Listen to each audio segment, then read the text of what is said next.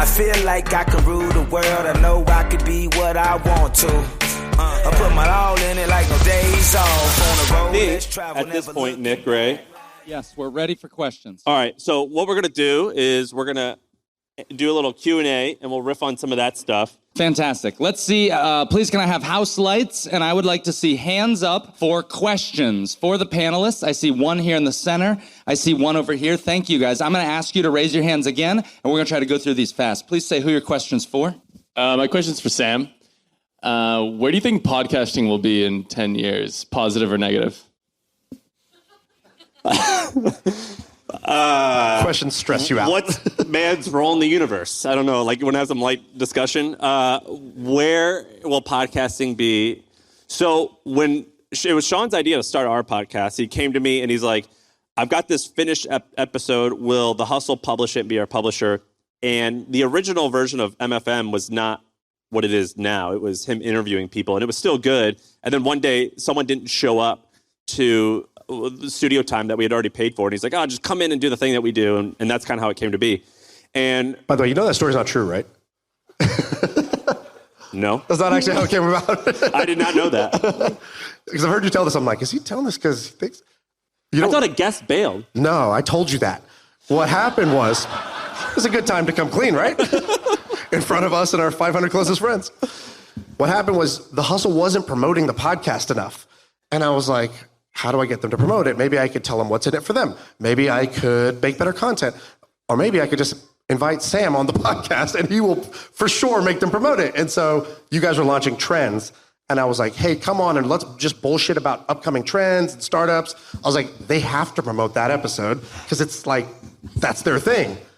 And then I was like, let me do that every Friday. And that became the pod. Well, they call this the prestige. Yeah, you honeypotted me. It worked. My point being, when we got into this, I thought podcasts were stupid. I was like, it's played out. There's too much. And what I've learned, I'm not going to entirely answer your question because the answer is I don't know. But I'm going to try and get around to it.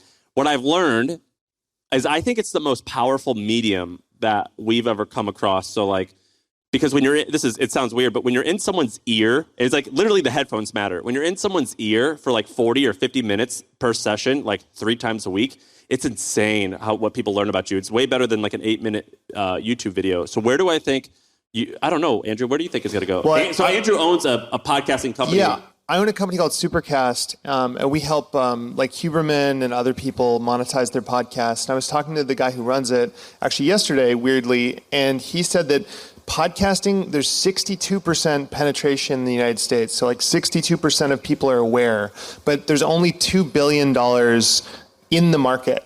So all podcasting advertising dollars and stuff. And you think about like FM radio and how big that market is. I would just look at FM radio and be like, okay, how big is that? And if every podcast was monetized like FM radio, it's probably that big. So it can probably like 20x, 50x, 100x, I don't know. Would you agree that podcasting is the hardest medium to grow?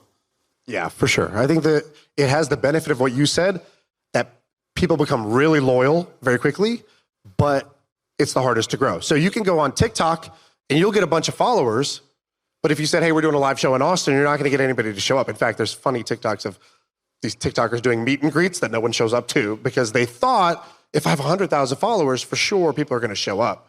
And so, the trust is what matters, not how many fans. Well, also, I'd argue it's the best medium to have subscribers on because someone will see it in their app and there's no algorithm that's going to get in your way. Whereas on YouTube or something, you've got the same monetization opportunities of doing events and, promotions and ads and all the other stuff, but it's so easy for the algo just to go away from you and you forget about the person. The problem with it is, unlike blog articles and things like that, you can't fake it.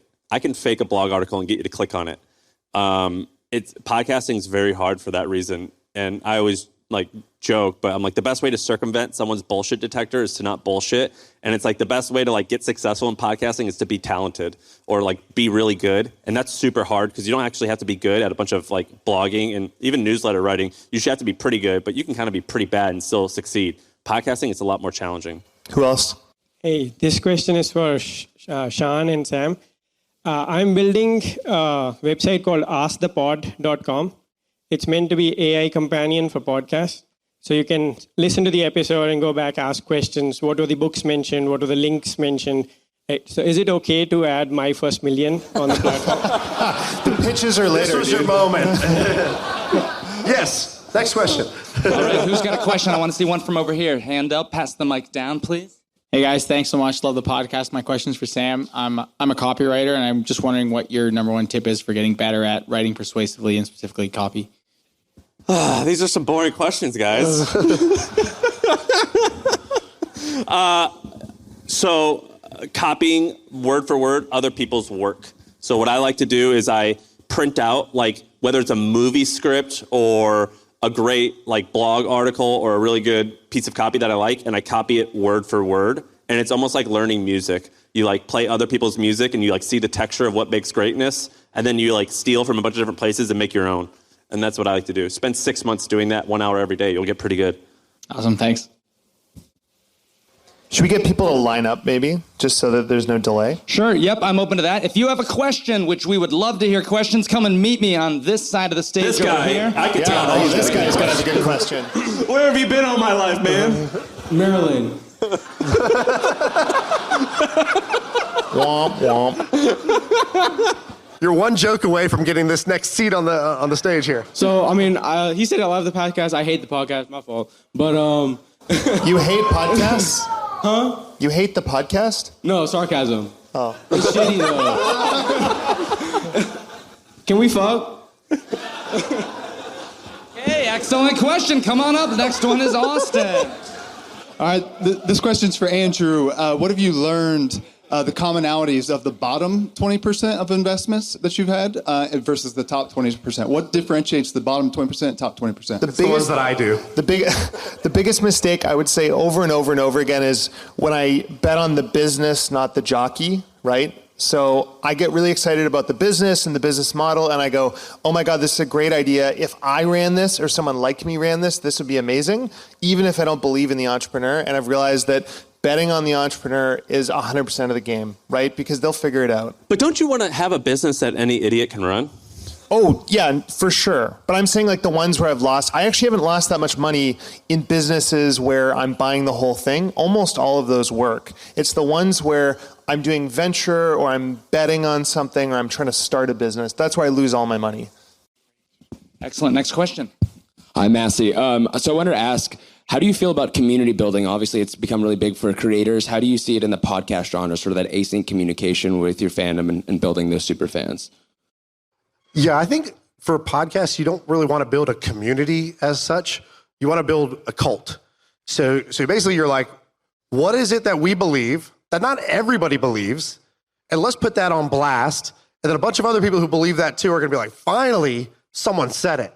Or like, finally, they do things the way I do things. Like, for most of you here, I would bet, like, hands up if you consider yourself like, I'm a real fan. Like, I truly love the pod. I feel like when you guys are doing the pod, I could be sitting there right with you guys, kind of bullshitting.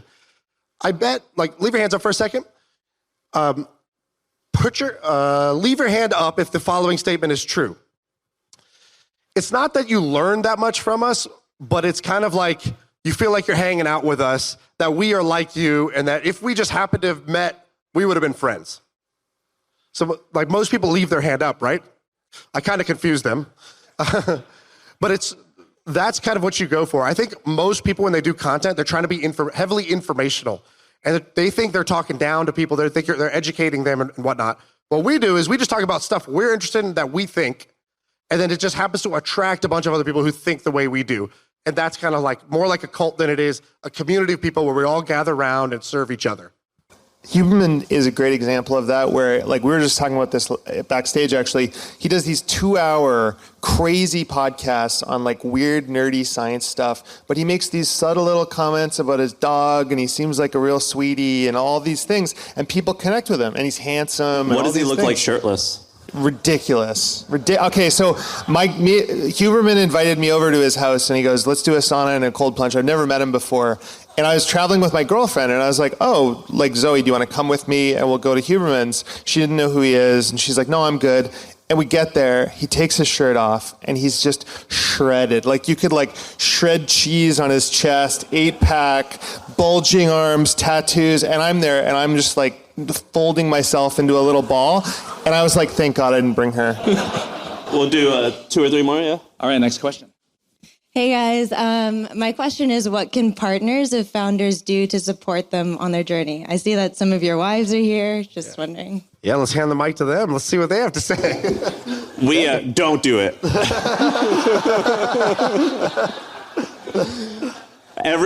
We've gotten the requests where people have like, bring your wives on, and we're like, no, we're not doing that. This is the one thing I have. Don't give it to her.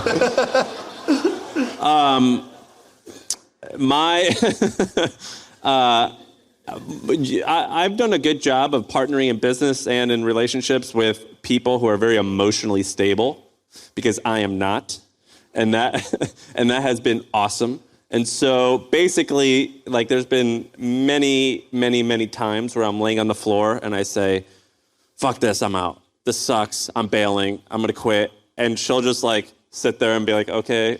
And then just like not really reply other than like, all right, you done now? And then, and that has been like pretty wonderful to have someone who's like emotionally stable to balance out someone who's pretty neurotic. For me, I remember when we were going to, like, I always say, oh, we sold Bebo, as if it was like this easy thing that was for sure going to happen. What actually happened was the business wasn't really going the way I wanted. And I was like, I got to just do something else. So I said, I'm going to try my best to sell this business. But if it doesn't sell, I'm just going to shut it down. I don't know what I'm going to do next. I'll figure something else out. I just got to change it up. And I went to my wife, Sonia, who's right here. And I said, hey, I'm thinking about doing this. We were pregnant with our first. And it's like, hey, how do you feel about me either selling this or more likely it's just not going to work out? And we get 0. We have no job, no health insurance. And like, I don't know what I'm going to do next, but I just kind of failed for 5 years straight. So that's the track record I got going here. And she was like, let's go for it. Like, no hesitation, was just like, I believe in you. Let's do this. Go for it, go for the upside, and not worrying about what happens if things go wrong. That really helped me, because I was like, oh, cool. Like, even if we strike out, I already beat myself up. I'm not going to get beat up more if things don't go well. And I don't have to keep hedging. It's like, it might not work out. Muttering like, broke ass motherfucker. Shit. So I would say there's 3 things. So number 1, empathy. But empathy without understanding is useless. So like in previous relationships, it would be like, oh my God, this person at work is giving me so much trouble. And the reason is that they want stock options and that means this or whatever. And the previous partners would glaze over and they'd go, oh babe, that's so hard. But it was like hollow, right? There's no understanding. And so what I found really works is actually not like going into business and like obsessing over it, but just making a bit of an effort to understand the actual problem. And like, for example, like my girlfriend will listen to My First Million, or my girlfriend will read. You mean our girlfriend? Our girlfriend. Now their girlfriend, exactly. So she'll make a bit of effort. And then, what was my 3rd thing? Shit. Brain fart. I'll remember it later. I'll tell you later. Great. So for those that are in the line, I'm going to walk down. You're very quickly going to say your question. I'll try to do 5 or 10 real quick. They will not be answering them, but they may give an answer later. First up. What was the reasoning behind going public, taking Tiny public, and what was the biggest lesson learned? Excellent. Next question. Question for Andrew. I was curious about your follow-up to your kind of personal episodes about your dip emotionally and what that's been in the last 12 months, for instance. Awesome. A few more. Andrew, how did you start and grow your agency business? Excellent. Next. Yeah, for the panel, built a few businesses that did millions. Now I find myself complacent, lacking purpose. Just like to know your answer to that. Okay. All right, next one. Without turning it into Billy of the Week, Andrew's impressions on meeting my boss's boss's boss's boss, Michael Dell, this week. The stuff that you didn't put on Twitter already. Well, let's pause there. Let's answer that question. Yep, we're going to pause that. Yep, we're going to pause. For those of you that are standing waiting for questions, take a seat, and we'll do another round of Q&A soon. Thank you, guys. I think the first one was going public and why. And I would say that going public is, if you're an investor, it represents the greatest opportunity, right? You can raise capital at a great valuation. You can buy it back when it's cheap. You can use your equity to buy businesses. Those are just kind of boring business reasons. To be honest, the reason kind of relates to my dip. So over the last 2 or 3 years, I went through a bit of a funk. And it came from this feeling of I don't know why I'm making more money. I don't have a thing, right? So when I started, it was because I was like, okay, I want to wake up whenever I want, and I don't want to have a job. And then it was like, okay, I want to have a sweet house and a car. And then it was like, okay, I got a sweet house and a car. Now I want to pay off my parents' mortgage. And then after that, and then it was like, okay, I want enough money that I can be fine and stop working. But after that point, which I reached 7 or 8 years ago, I just didn't know what to do with it. And I tried all these different things. You know, I would go and buy wine and fancy cars and go on fancy vacations and all these things.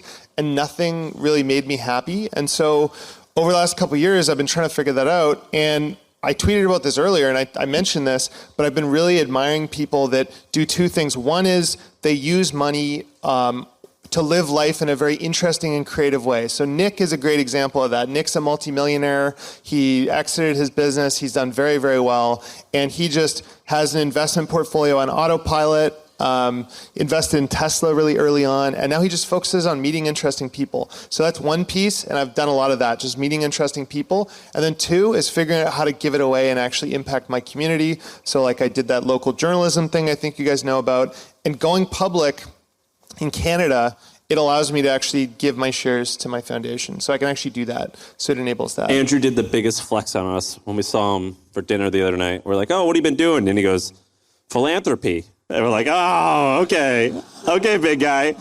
And then he didn't pay for dinner. He didn't donate to the Sam and Shaan Foundation. Yeah, the $500 dinner. And the other question was about Michael Dell. You met Michael Dell this weekend. Yeah, Michael Dell, he was so... Okay, so like Michael Dell is like what you hope capitalism is, right? Like I met him and he was the nicest, most down-to-earth, engaged, pleasant guy. And I've met a lot of rich people. I've met billionaires, multi-billionaires. He's worth 50. So he's worth like 10x any of the other people. And he was just really genuine and nice. And I asked him, like, okay, what are your vices? Like, how are you not, like, you have, like, a super PAC, like, some weird libertarian island where you, like, hunt and kill people? Are you building, like, penis rockets to Mars? Like, what are you doing? And he just goes, no, I got a couple nice houses. I've got a jet. I just like to work and build my business, and I give it all away to my foundation. And I was like, okay, that's pretty cool. He's like the human version of a Dell computer, basically. Yeah. It's like the most basic computer. Yeah. Totally. But like a nice computer that works well for you. I feel like I can rule the world. I know I could be what I want to. I put my all in it like no days off. On the road, let's travel, never looking back.